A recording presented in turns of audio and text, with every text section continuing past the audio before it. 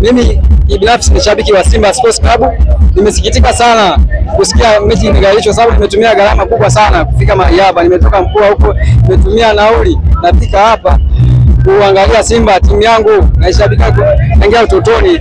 Hapo nasikia taarifa nishafika uwanjani kwamba mechi imegairishwa. Kwa kweli mimi kama shabiki wa Simba Sports Club nimeumia sana, licha ya kuwa jana tumefanyiwa kwamba kuna fujo zilikuwa zinatokea pale getini, lakini haikuwa sababu ya kutopeleka timu uwanjani, kwa sababu au yapo, kwa sababu ni timu za watani wa jadi Simba na Yanga, au matani lazima yawepo.